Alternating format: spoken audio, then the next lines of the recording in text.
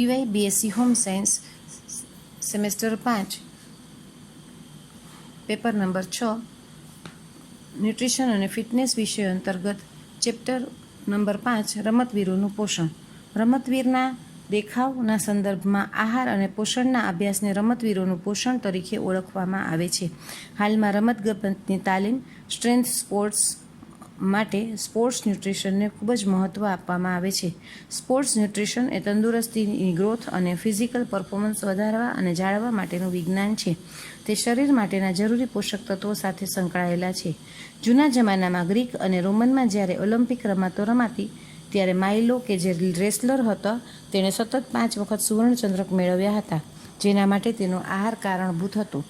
તે દરરોજના 9 કિલો માંસ, 9 kilo bread અને 8.5 લીટર વાઇનનું સેવન કરતો.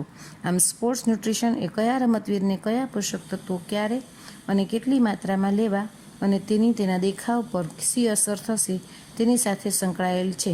સ્પોર્ટ્સ ન્યુટ્રિશનના ધ્યેયો નીચે પ્રમાણે છે. પહેલું, પરફોર્મન્સ સુધારવું. એ માટે શરીરનું બંધારણ સુધારવામાં આવે છે, જેનાથી રમતવીરને ઝડપ, ચપળતા, મોબિલિટી અને સ્ટ્રેન્થ મળે છે. બીજું, રિકવરીની ઝડપ વધારવી. આનાથી ટ્રેનિંગ પ્રોગ્રામ સરળ બને છે તથા શરીરની ક્ષમતામાં વધારો થાય છે. ત્રીજું, પ્રેક્ટિસ અને સ્પર્ધા દરમિયાન વધારેમાં વધારે શક્તિ ઉપલબ્ધ બને છે. ચોથું, સ્ટ્રેટેજિક ડાયટ બનાવવો અથવા લેવો, જેથી રમતવીરની ઇમ્યુનિટીમાં વધારો થાય. પાંચમું, ઓવરઓલ તંદુરસ્તી જાળવવી. રમતવીર માટે એ જરૂરી હોય છે કે તેના શરીરનું વજન જળવાઈ રહે તથા સ્નાયુઓમાં વધારો થાય, પરંતુ શરીરમાં ચરબીમાં વધારો ન થાય. રમતવીરના વજનમાં વધારો થતાં તેની કાર્ડિયોવાસ્ક્યુલર અને રેસ્પિરેટરી સિસ્ટમ પર અસર થાય છે. પરિણામે તેનો દેખાવ બગડે છે, જેને પરિણામે તેના પર સ્ટ્રેસ આવે છે. આ જ રીતે જો વજનમાં ઘટાડો થાય તો શરીરને જરૂરી પોષક તત્વોનો અભાવ વર્તાય છે અને ઝડપથી થાક અનુભવે છે.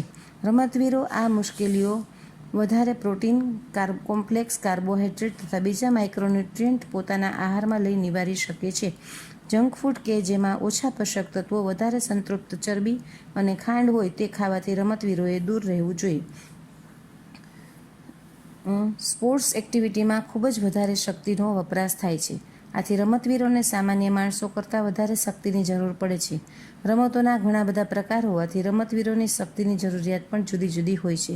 આથી રમતોને જુદા જુદા 3 વિભાગમાં વહેંચવામાં આવે છે, જેમાં સ્કિલ્ડ સ્પોર્ટ્સ, એન્ડ્યુરન્સ અથવા નોન પાવર ઇવેન્ટ અને અલ્ટ્રા એન્ડ્યુરન્સ અથવા પાવર ઇવેન્ટ. આ બધાની શક્તિની જરૂરિયાત નીચે પ્રમાણે છે. આ ઉપરાંત દોડવીર કે જે 20 માઇલ કે તેનાથી ઓછું દોડતો હોય તેને 100 કિલો કેલરી વધારે આપવી પડે છે. સાયકલિસ્ટને લગભગ 600 કિલો કેલરી પ્રતિ દિવસની જરૂરિયાત રહે છે. જુદી જુદી રમતના આધારે તેની કેલરી માપવામાં આવે છે. પરિણામે રમતવીર માટે શક્તિની ગણતરી ઉપર પ્રમાણે ન કરતાં જુદી જુદી રમતો માટે પ્રતિ મિનિટ ખર્ચાતી કેલરી ગણી તે પ્રમાણે કેલરી આપવામાં આવે છે. કેટલાક ઉદાહરણો નીચે પ્રમાણે છે. આમ, રમતવીરની શક્તિની જરૂરિયાત તે કયા પ્રકારની રમત રમે છે અને કેટલા સમય માટે રમે છે તેના આધારે ગણવામાં આવે છે. ખુરશીમાં બેસવું તો 1 મિનિટમાં પ્રતિ મિનિટે 1.40 કિલો કેલરી વપરાય છે. તેવી જ રીતે દોડવામાં 7 કિલોમીટરમાં 9 કેલરી વપરાય. સીડી ચડવી એમાં 8 થી 11, સાયકલિંગમાં 7, ઘોડેસવારીમાં 8, જિમ્નાસ્ટિકમાં 3, વોલીબોલમાં 3.5, ગોલ્ફમાં 5, ક્રિકેટમાં બોલિંગમાં 5.2, ટેનિસમાં 7.1, સ્વિમિંગમાં 10 થી 12, સ્કીઇંગમાં 9.9 થી 10.8, ઊભવામાં 1.65, દોડવામાં 20, સાયકલિંગમાં 4.5, સાયકલિંગમાં 11, જિમ્નાસ્ટિકમાં બેલેન્સિંગમાં 2.5, જિમ્નાસ્ટિકમાં હાથની કસરતોમાં 6.5, બોલિંગમાં 4.5, ક્રિકેટમાં ફિલ્ડિંગમાં 3.9, ફિલ્ડિંગમાં ક્રિકેટમાં 6, ફૂટબોલમાં 8.9 અને ક્રોસ કન્ટ્રીમાં 10 થી 6.0. એન્ડ્યુરન્સ અને અલ્ટ્રા એન્ડ્યુરન્સ રમતવીરો અને તેનું આહાર આયોજન. સામાન્ય રીતે એન્ડ્યુરન્સ એ ફિઝિકલ ફિટનેસનો એક બેઝિક ઘટક છે. આથી દરેક રમતવીરો પોતાની રમતને અનુરૂપ થોડાથી વધારે પ્રમાણમાં સ્નાયુઓ અને હૃદય તથા ફેફસાની ક્ષમતા ધરાવતા હોય છે. બધા જ રમતવીરો માટે એન્ડ્યુરન્સ મહત્વનો ઘટક હોવાને કારણે તેનું વર્ગીકરણ કરવું આવશ્યક છે.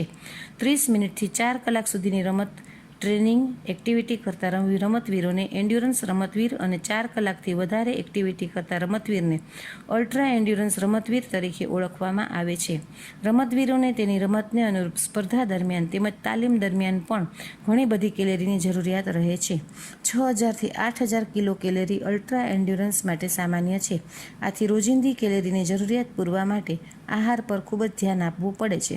જો આમ કરવામાં નિષ્ફળ જવાય તો રમતવીરની તંદુરસ્તી અને પરફોર્મન્સ બંને પર વિપરીત અસર પડે છે. જો જરૂરી આહારકીય પોષક તત્વો પૂરા પાડવામાં ન આવે તો ક્રોનિક ફેટિગ્યુ એટલે કે ખૂબ જ થાક લાગવો, ડિહાઇડ્રેશન, માંદા પડવાની શક્યતા વધે છે. આ ઉપરાંત મસલ્સ વાસ્ટિંગ અને ઈજાની શક્યતા પણ વધે છે. આથી આપણે જાણવું જોઈએ કે રમતવીરની તાલીમ તથા સ્પર્ધા દરમિયાન કઈ શક્તિ પ્રણાલી કાર્યરત છે, કેટલી શક્તિની જરૂરિયાત છે તથા કયા પોષક તત્વો વધારે પ્રમાણમાં આપવાના છે અથવા લેવાના હોય છે. શક્તિની પ્રણાલીઓ. આ પ્રકારની રમતો દરમિયાન લગભગ 3 શક્તિ પ્રણાલીઓનો ઉપયોગ થાય છે. આમ છતાં આ પ્રકારની રમતોમાં મુખ્ય શક્તિ એરોબિક શક્તિ પ્રણાલી દરમિયાન મળે છે. આ શક્તિ પ્રણાલી દરમિયાન અનંત માત્રામાં એટીપીનું ઉત્પાદન થાય છે. આ શક્તિ પ્રણાલીનો મુખ્ય ગેરફાયદો એ છે કે એટીપીનું ઉત્પાદન ઝડપથી થતું ન હોવાથી એન્ડ્યુરન્સ અને અલ્ટ્રા એન્ડ્યુરન્સ એક્ટિવિટી દરમિયાન ઝડપ ફોસ્ફાજન અને એનેરોબિક સિસ્ટમની સાપેક્ષે ધીમી હોય છે. એરોબિક સિસ્ટમ દરમિયાન ઉત્પન્ન થતા એટીપીના દરને એટીપી પાવર તરીકે ઓળખવામાં આવે છે. રમતવીરનો એટીપી પાવર જેટલો વધારે તેટલું તેનું પરફોર્મન્સ સારું હોય છે. રમતવીરો માટે જરૂરી શક્તિની ગણતરી. એન્ડ્યુરન્સ રમતવીરની શક્તિ જરૂરિયાત ગણવા માટે REE રેસ્ટિંગ એનર્જી એક્સપેન્ડિચરની કિંમત મેળવવામાં આવે છે. આ REEની કિંમત હેરીઝ અને બેન્ડિકટ DRI અને કનિંગહામ દ્વારા આપવામાં આવેલ સૂત્રો ઉપરથી ગણી શકાય છે. મોટાભાગે WHO દ્વારા આવેલ પદ્ધતિનો ઉપયોગ વધારે પ્રચલિત છે. REEની કિંમત ટેબલને 4.1માં દર્શાવેલ છે.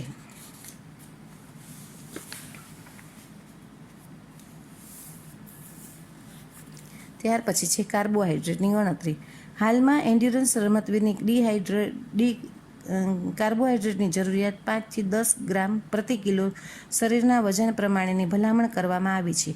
આથી કોઈ પણ રમતવીરની કાર્બોહાઈડ્રેટની જરૂરિયાત ગણી શકાય છે. કાર્બોહાઈડ્રેટની ઓછી કરવા માટે તેની શક્તિની જરૂરિયાતના આધારે ગણવામાં આવે છે. રમતવીરની શક્તિની જરૂરિયાત 2587થી 3880 હોય છે. કાર્બોહાઈડ્રેટની જરૂરિયાત ગણવા માટે કાર્બોહાઈડ્રેટમાંથી મળતી શક્તિનું ટકાવારી પ્રમાણ ગણવામાં આવે છે અને તેની કુલ શક્તિની જરૂરિયાતના કેટલા ટકા થાય છે તે પ્રમાણ પણ મેળવવામાં આવે છે. ત્યારબાદ તેની જરૂરિયાત નક્કી કરાય છે. 1 ગ્રામ કાર્બોહાઈડ્રેટમાંથી 4 કિલો કેલરી મળે છે. તેથી 318 ગ્રામમાંથી 1272 કિલો કેલરી થશે, જે તેની શક્તિની જરૂરિયાત ના ટકા છે. એન્ડ્યુરન્સના રમતવીરની કાર્બોહાઈડ્રેટની જરૂરિયાત 50થી 65% હોય છે, જ્યારે 336 × 4 એટલે 2544 અને તે શક્તિ 3880ના 65.66 બરાબર 66% થાય છે. આથી રમતવીરની કાર્બોહાઈડ્રેટની જરૂરિયાત 318 ગ્રામ થાય છે. પ્રોટીનની ગણતરી. સામાન્ય રીતે રમતવીરો માટે પ્રોટીનની જરૂરિયાત 1.1 થી 2 કિલોગ્રામ પ્રતિ કિલો શરીરના વજન પ્રમાણેની ભલામણ કરવામાં આવે છે. પ્રોટીનની જરૂરિયાત રમતવીરો માટે નીચેના મુદ્દાઓને ધ્યાનમાં રાખીને ગણવામાં આવે છે.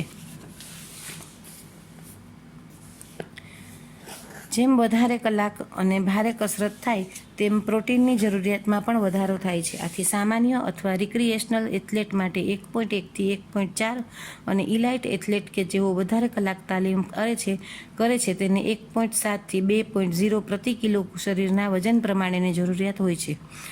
બીજું, વજનમાં વધારો કે ઘટાડો કે જાળવણી કરવી હોય ત્યારે જે રમતવીરોને વજનમાં વધારો કરવો હોય અથવા તો વધારે પ્રમાણમાં તાલીમ પ્રોગ્રામ કરતા હોય તો 1.7 થી 2.0 અને વજનની જાળવણી કરવી હોય તો તેના માટે 1.1 થી 1.7ની ભલામણ કરવામાં આવે છે. ત્યાર પછી છે ચરબીની ગણતરી. એન્ડ્યુરન્સ રમતવીરો માટે ચરબી એટલે કે ફેટનું મહત્ત્વ ઘણું છે. આ પ્રકારના રમતવીરો માટે કાર્બોહાઈડ્રેટ 50થી 65% પ્રોટીન 12થી 20% જરૂરી હોય છે. આથી બાકીના 20થી 35% એ ફેટમાંથી શક્તિ મળવી જોઈએ. રમતવીરોને આપણે કાર્બોહાઈડ્રેટ અને પ્રોટીનની ગણતરી કરેલી છે. આથી તેને મળતી કેલેરી નીચે પ્રમાણે ગણી શકાય. પ્રોટીન અને કાર્બોહાઈડ્રેટમાંથી મળતી કેલેરી 1705. ચરબીમાંથી મળતી કેલેરી, કુલ કેલેરી, પ્રોટીન અને કાર્બોહાઈડ્રેટમાંથી મળતી કેલેરી. આથી 885 કિલો કેલેરી ચરબી મળવી જોઈએ. 1 ગ્રામ ચરબીમાંથી 9 કિલો કેલેરી મળતી હોવાથી એને 98 ગ્રામ ચરબી લેવી જોઈએ. આમ રમતવીરને 2587 કિલો કેલેરીવાળો આહાર કે જેમાંથી 318 ગ્રામ કાર્બોહાઈડ્રેટ, 108 ગ્રામ પ્રોટીન અને 98 ગ્રામ ચરબી મળી રહે તેવું આહાર આયોજન કરવું જોઈએ અથવા તેવો આહાર લેવો જોઈએ. આમ રમતવીરની જરૂરિયાત જે છે એ આપણે જોઈએ. હવે નેક્સ્ટ લેક્ચરમાં રમતવીરની વિટામિન્સની જરૂરિયાત શું છે તે આપણે જાણશું.